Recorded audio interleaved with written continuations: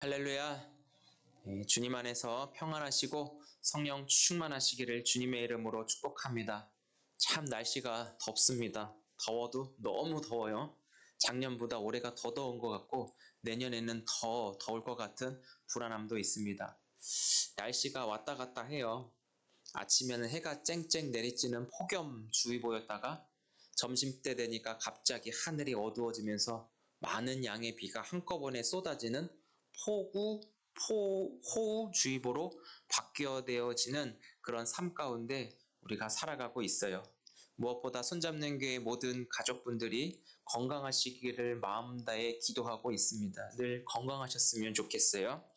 또한 날씨를 다스리는 하나님의 그 손길 안에서 우리의 인생의 삶도 이끄심을 받도록, 날씨도 하나님의 손 안에 지배를 받는데 하물며 우리 한 사람 한 사람의 인생도 하나님의 손에 이끄심을 받아 하나님 나라 백성으로서 선한 그 길로 나아갈 수 있기를 축복합니다.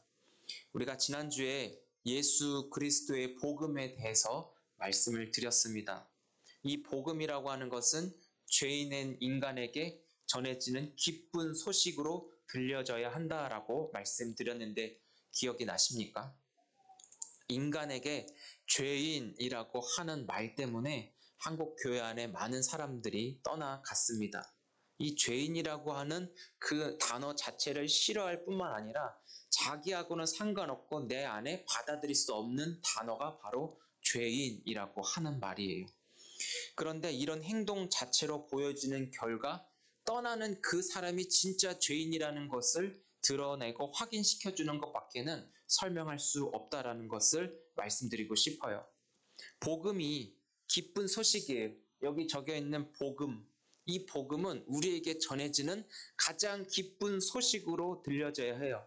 왜냐하면 죄와 포로와 노예에서 벗어나 누구나 차별 없이 자유와 기쁨을 누릴 수 있도록 예수님께서 친히 길이 되어 주셨기 때문입니다. 누구의 포로, 누구의 노예, 누구의 그 죄에서 우리가 벗어나야 하는지 우리는 이것을 알 필요가 있다라는 것이죠. 죄라는 것은 누누이 말씀드리지만 내가 하나님이다. 내가 나의 주인이다. 내 인생은 내가 선택하고 내가 결정하고 내가 책임질 거야. 그러면서 하나님과 전혀 상관없이 동떨어진 사람들을 향하여 죄인이라고 하는 거예요. 도둑질했다, 살인했다, 간음했다, 음란했다, 거짓말했다, 이런 행위 자체는 죄에 대한 결과로 나타나는 것이고 죄의 최종적인 그 끝자락에는 죽음이라고 하는 것이 놓여있게 되는 것입니다. 그래서 하나님의 말씀을 듣지 않고 믿지 않는 것을 성경은 죄라고 명확하게 기록하고 있습니다.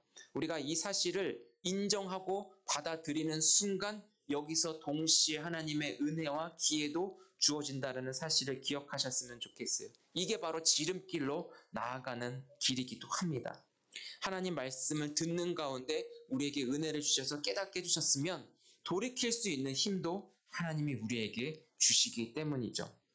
그래서 우리 손잡는 교회도 여기서 돌이켜 하나님의 손에 붙들리게 하셔서 하나님이 우리 모두를, 손잡는 교회를, 이 자리에 계신 한 분 한 분을 친히 책임져 주시도록 하나님께 전적으로 맡기실 수 있는 사람들이 될 수 있기를 주의 이름으로 축복합니다.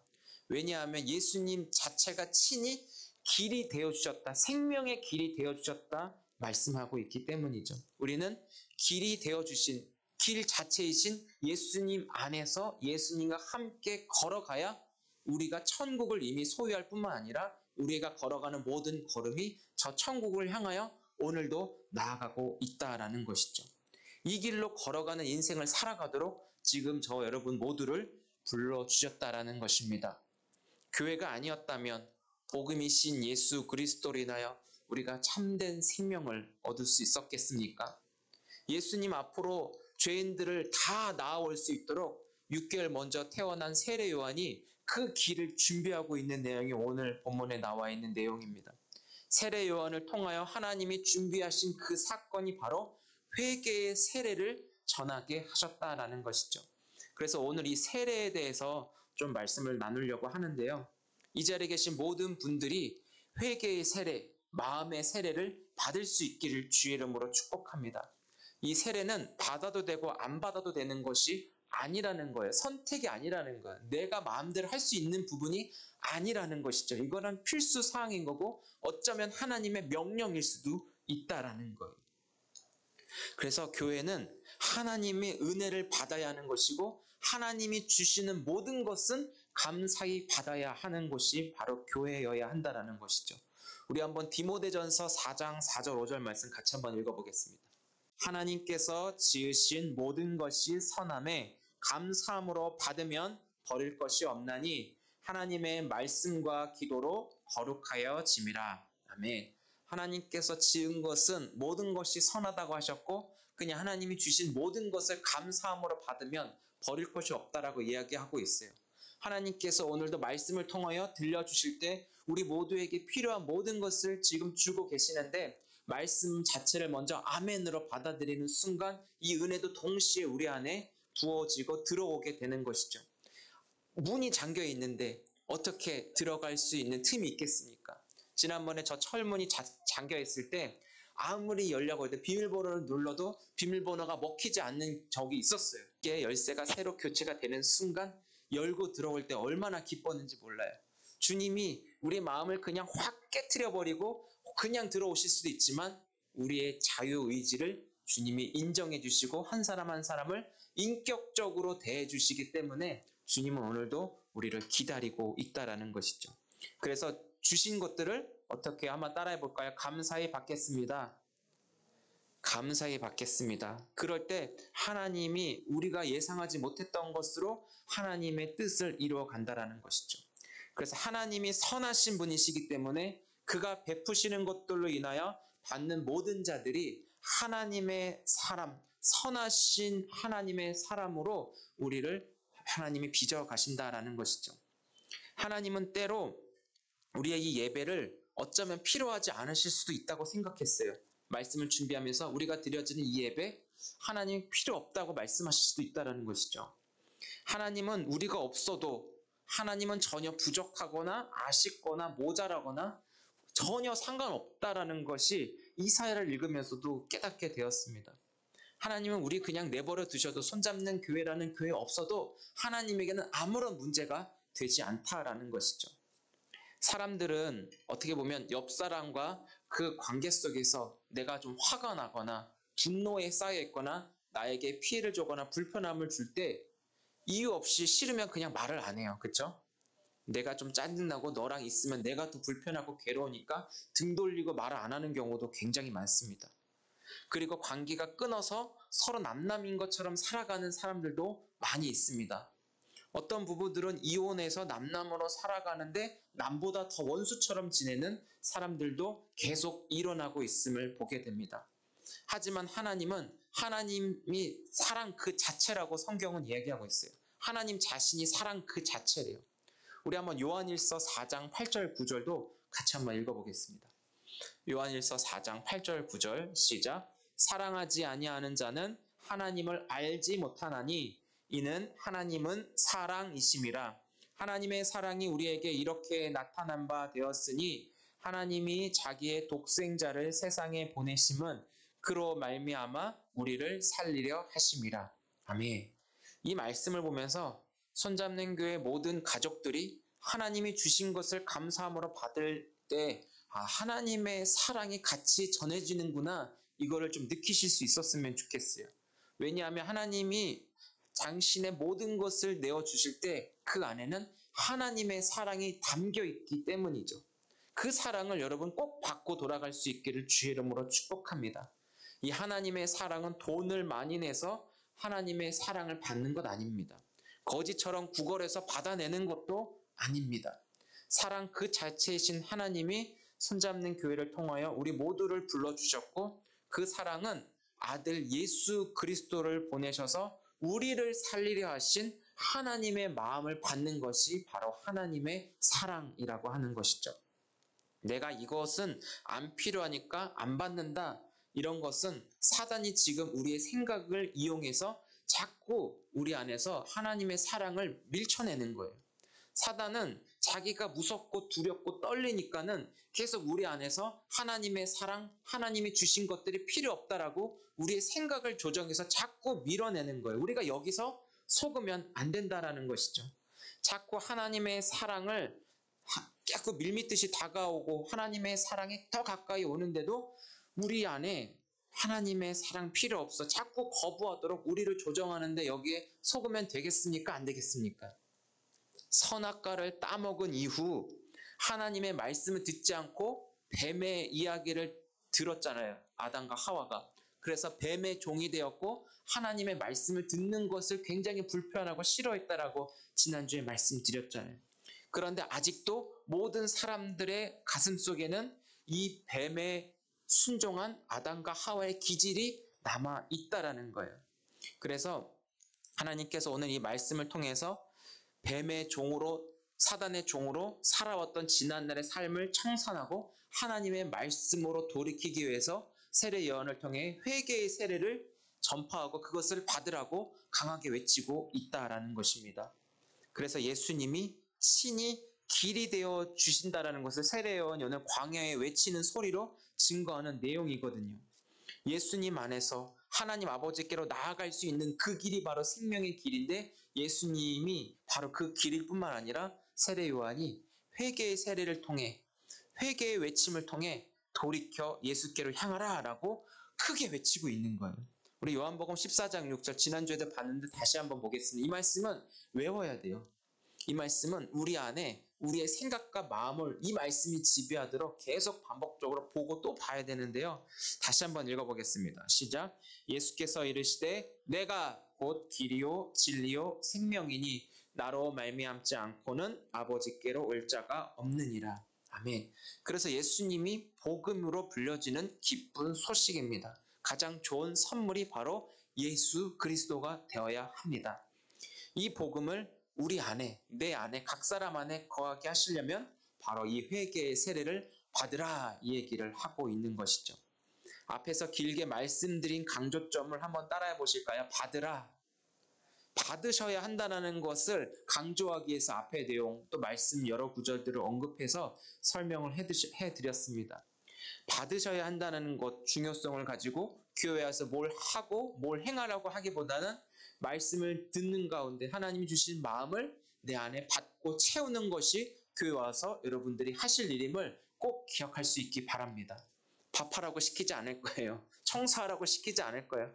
대신에 하나님의 말씀, 하나님의 은혜를 내가 받고 내 안에 채우고 담고 하나님과 더 친밀한 사귐을 통해 하나님과 더 친해질 수 있기를 주의 이름으로 축복해요.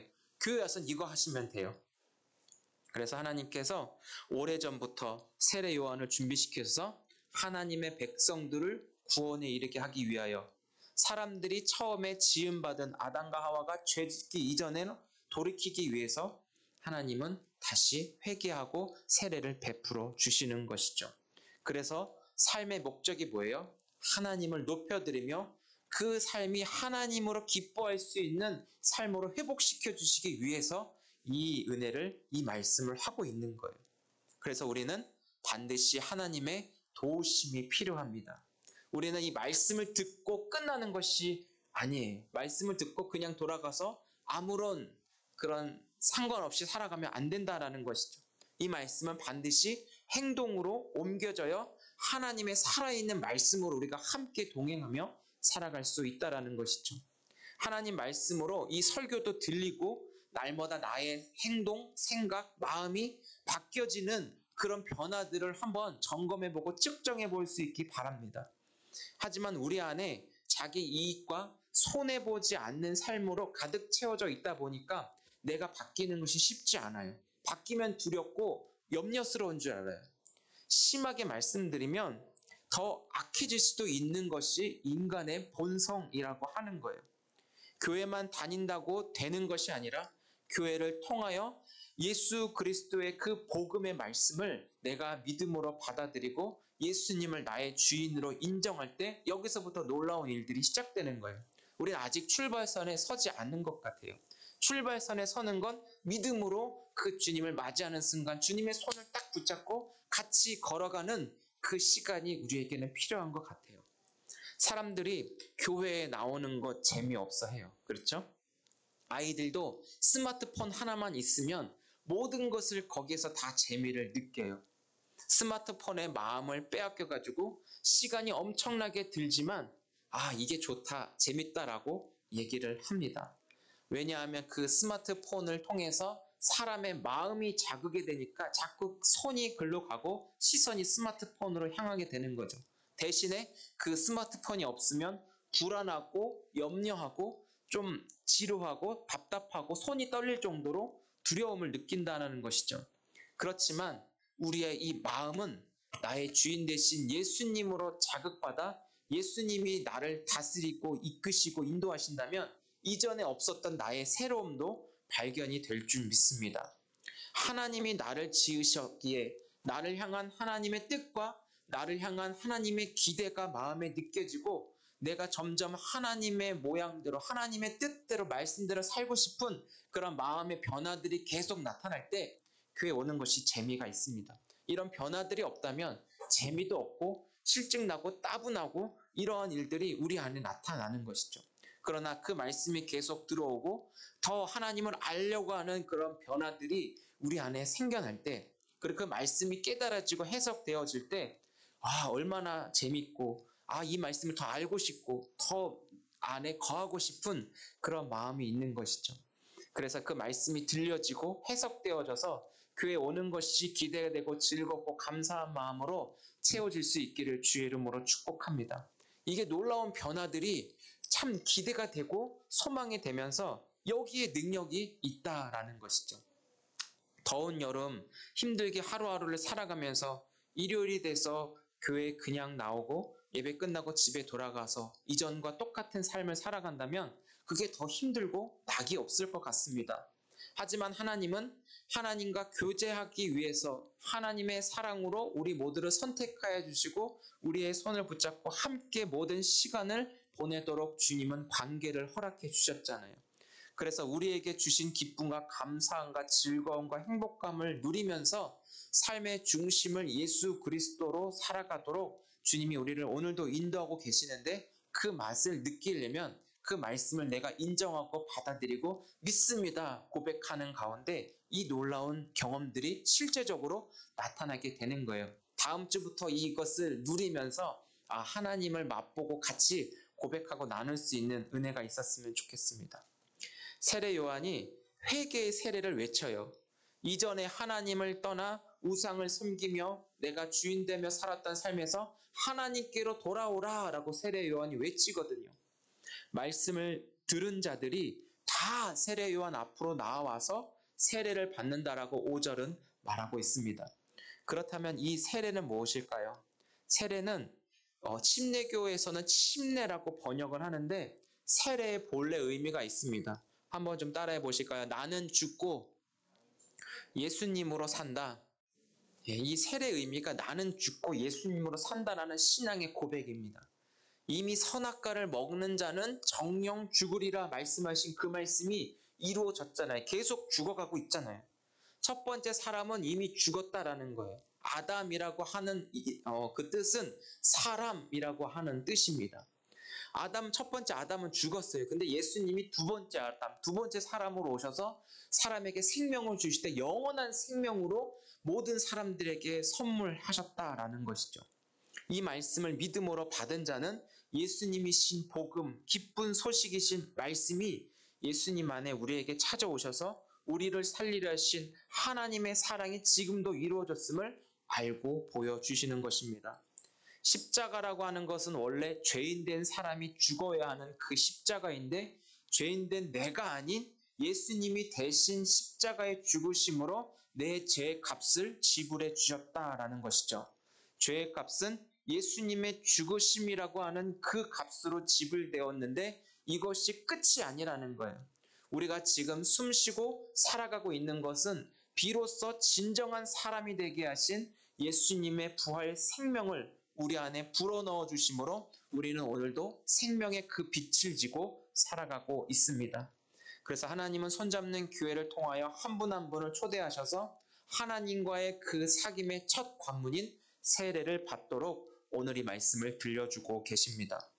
저는 지금 건강하실 때 다 세례를 받으실 수 있기를 주의 이름으로 축복합니다. 다시 말씀드리지만 세례는 하나님을 떠난 내가 예수 그리스도의 십자가로 인하여 완전히 죽어졌습니다. 그렇지만 오직 믿음으로 예수님의 부활 생명을 받아 하나님의 사랑 안에 영원히 살아가는 사람으로 내가 다시 태어났습니다. 이게 바로 세례라는 것이죠. 사랑하는 성도 여러분, 우리의 몸은 언제 죽을지 모르는 연약함 속에 있습니다. 그렇지만 죽음을 이길 수 있는 힘은 예수님이 생명이 우리 가운데 거하게 될 때 죽음도 이기는 부활 능력으로 우리는 살고 있다는 것을 꼭 기억해 주시기 바랍니다. 이 사랑을 하나님은 우리에게 주시려고 예수님을 대신 죽게 하시고 그 값을 치름으로 인해 우리를 영원한 생명으로 하나님 사랑 안으로 부르셨습니다. 이 예수님의 사랑의 흔적을 우리 안에 새기기 위해서 세례를 허락하셨고 이 은혜 안에 거하도록 이 사랑 안에 살아가도록 지금도 우리를 불러주시고 손 내밀어 초대하고 계십니다. 하나님의 사랑에 반응하여 진짜 하나님의 사람으로 하나님 나라를 누릴 수 있기를 주의 이름으로 축복합니다. 저는 저 사진을 보면서 우리가 건강하고 병 안에 신세 안 지고 손과 발 다 거동이 자유롭게 할 수 있는 그날에 함께 세례를 받으셨으면 좋겠습니다. 손잡는 교회 안에서 저분도 물론 귀하고 너무나도 아름다운 장면이지만 손잡는 교회 안에서 세례를 받고 회개의 세례를 통해 완전하게 새 사람이 되고 변화되어지는 우리의 모습을 어쩌면 하나님이 더 기대하고 하나님이 더 기뻐하게 될 것 같아요. 그래서 건강하실 때 회개의 세례, 마음의 세례뿐만 아니라 저렇게 보여짐으로 인해서 손잡는 교회 공동체로 예수 믿는 사람으로 완전한 세례를 통해 예수님을 내 안에 모시는 기적 같은 인생을 한번 기대해 보시면 어떨까요? 이게 쉽습니다. 그냥 돌이키면 돼요. 받아들이면 돼요. 인정하면 돼요. 그러면 주님이 하신다라는 것이죠. 그래서 이번 한 주간 살아갈 때 돌이키십시다. 받아들이십시다. 인정하십시다. 어떻게 해요? 하나님이 기뻐하는 자녀로 하나님이 나의 주인 되시고 내가 주님을 닮아가도록 주님의 말씀에 순종하겠습니다. 내가 지금도 하나님의 사랑을 받는 사람이라는 것을 오늘 이 시간 고백하며 살아가겠습니다.